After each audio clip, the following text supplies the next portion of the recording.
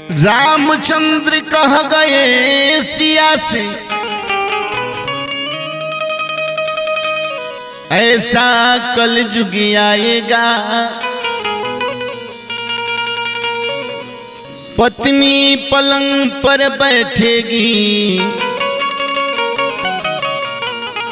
और पति पैर दबाएगा। झूठे का बोलबाला होगा और नेता मौज उड़ाएगा। अर्धनग्न स्त्रियों का होना फैशन कहलाएगा।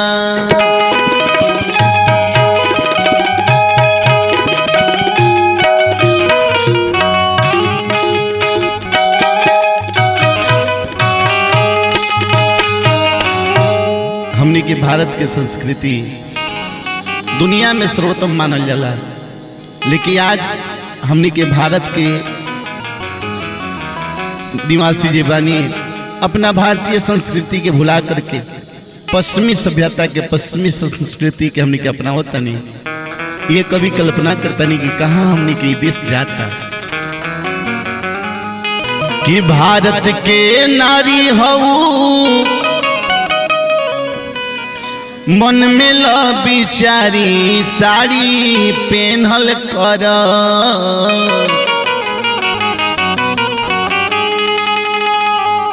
कि भारत के नारी हऊ मन में ल बिचारी साड़ी पहनल कर। काहे के धैले बारू जिन्स के बीमारी साड़ी पहनल कर। काहे के धैले बारू जिन्स के बीमारी साड़ी पहनल कर। भारत के नारी हऊ तनी ल बिचारी साड़ी पहनल कर। भारत के नारी हऊ तनी ल बिचारी साड़ी पहनल कर। काहे के धैले बारू जिन्स के बीमारी साड़ी पहनल कर। काहे के धैले बारू जिन्स के बीमारी साड़ी पहनल कर।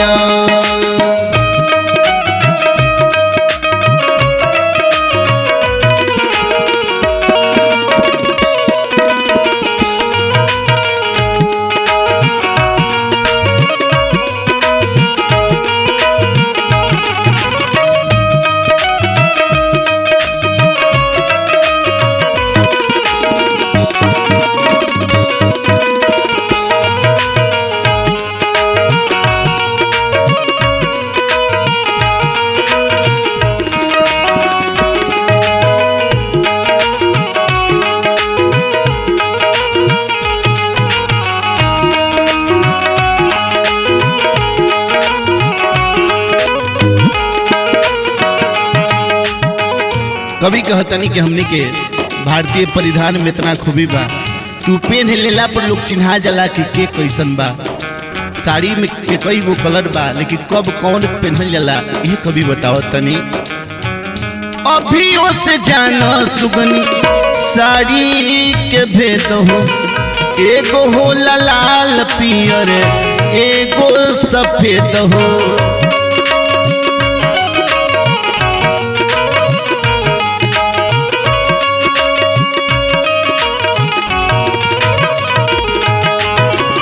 अभियो से जानो दुनिया साड़ी के भेद हो।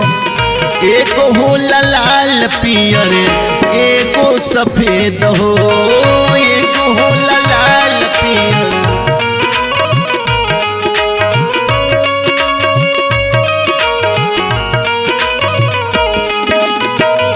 एगो हासाई एगो रोआई पुका फारी साड़ी पहनल कर। एगो हासाई एगो रोआई पुका फारी साड़ी पहनल कर। काहे के धैले बारू जिन्स के बीमारी साड़ी पेनहल कर काहे के धैले बारू जिन्स के बीमारी साड़ी पेनहल कर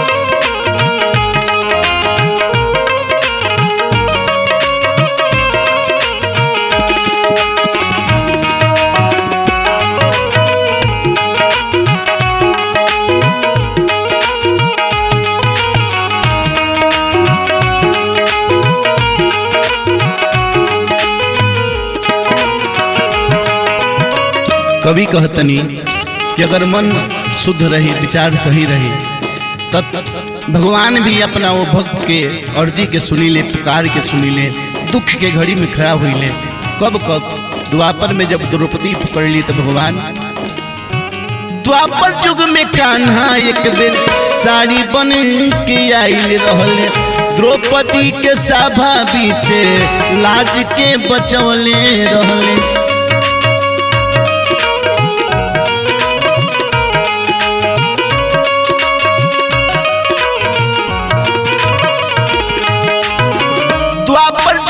कान्हा एक बेर साड़ी बन के आइल रहले सभा बीच द्रौपदी के लाज के बचवले रहले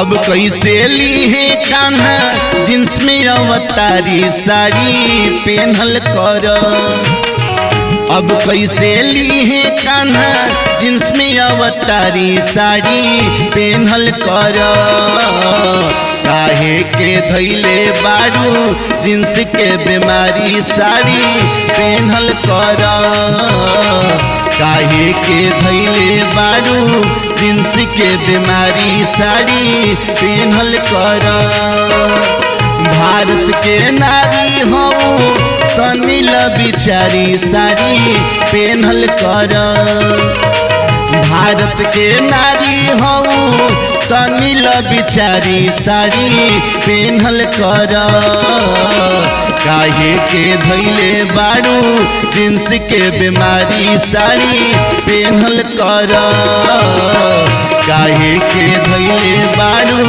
जिन्स के बीमारी साड़ी पेनहल कर काहे के धैले बारू जिन्स के बीमारी साड़ी पेनहल कर